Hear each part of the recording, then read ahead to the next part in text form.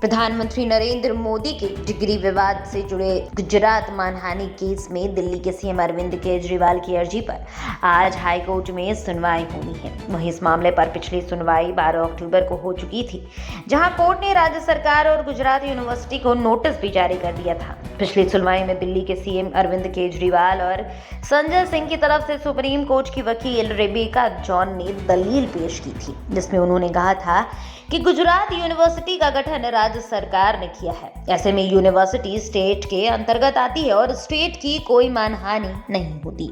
जिसके बाद दूसरी दलील में ये कहा गया कि मानहानि का केस तो बनता ही नहीं।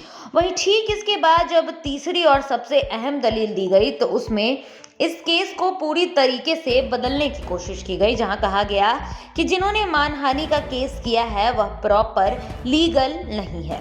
दरअसल 1 अप्रैल को केजरीवाल एक प्रेस कॉन्फ्रेंस कर रहे थे और इस दौरान उनके साथ संजय सिंह भी मौजूद थे और इस प्रेस कॉन्फ्रेंस के दौरान अरविंद केजरीवाल ने पीएम मोदी की डिग्री पर कई आपत्तिजनक टिप्पणियां कर दी थी। इसके बाद जिस विश्वविद्यालय से पीएम मोदी ने पढ़ाई की थी, उसके महासचिव ने केजरीवाल के खिलाफ मानहानि की शिकायत की।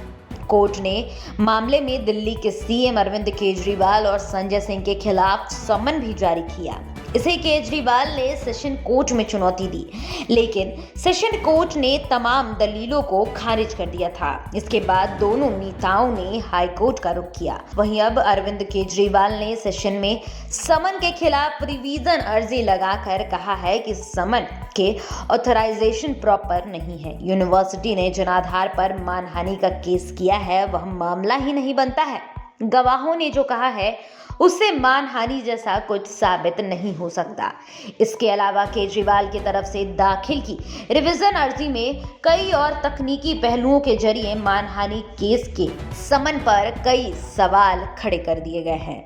गौरतलब है कि अहमदाबाद में स्थित गुजरात यूनिवर्सिटी ने दोनों नेताओं के खिलाफ मानहानि का केस दर्ज किया है, क्योंकि देश के प्रधानमंत्री नरेंद्र मोदी की पढ़ाई इसी यूनिवर्सिटी से हुई है।